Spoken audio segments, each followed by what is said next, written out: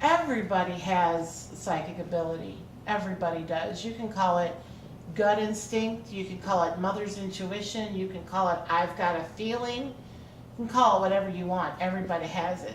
Some people can just tap into it a little bit better than others. Of course, she's always had me in touch with my dad, and there have been different validations that it was him and he was coming through and everything, but since I've moved into this location, I've had a bit of an issue with my doorbell. This has been a doorbell that I've had since August 2008 when my store first opened. And this is my third location because I keep growing and expanding. So my doorbell, when you open the door, is just supposed to go ding. Go ahead. And it just wasn't working. It just would take off by itself and start singing these different chimes. So I was just kidding around with my husband. I'm like, we need to get a new doorbell, you know. And so we got another new doorbell. Same thing. It just takes off and sings by itself. And so when Lisa came in one day, I was teasing with her and I said, I think my dad's here. I said, every once in a while the doorbell will go off and it'll ding dong, you know, sing this song, and it's only supposed to just chime one time. So she was having a psychic day here, and we were downstairs away from the doorbell, and she said, sit down and I'll do a reading. And I said, I'm not really into a reading today. I said, I just don't have anything that I'm not in the mind frame for it. She said, you need to sit down. And I said, okay. So we sat down and we talked about some things that were going on in my life.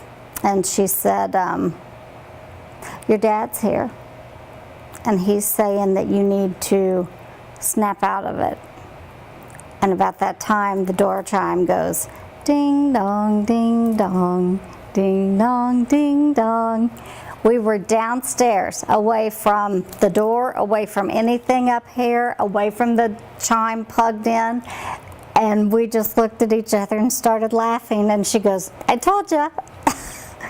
There would be absolutely no way that anybody could plan that, make it happen, or anything else. So that's my latest validation, but those are the kind of validations that I've gotten from her in the past. They are not that could happen to anybody kind of thing. It's a definite, this is how it is, and it happens. But my biggest shock was when I wanted to hear from my dad one evening, and she said, were you hoping to hear from your grandfather? And I was like, well, no, but that's okay. And she described how he passed, what he was wearing, that he was standing right behind me. And she said, well, he wants you to know that the times you thought you were alone, he was with you. Yeah, friends are great to reassure you. But when she's telling me how things happened, and specific details and months of the year, validation that she is in touch with them, that's a whole different feeling. My stepdad had came through at my last reading with Lisa, and he validated himself through Lisa by the mallard duck, which was his favorite bird, I guess you'd say. And I have a picture of his that was his all-time favorite picture, and it's of the mallard ducks. So that was, and I didn't realize it at the time, because when you're getting the reading, everything's going so fast, but that's why she tells you to take notes and then go back home and think about what she has said. I'm not always right. You know, I have about a 94% accuracy rate, so I got a little leeway in here where. However, the funny thing is I see a psychic.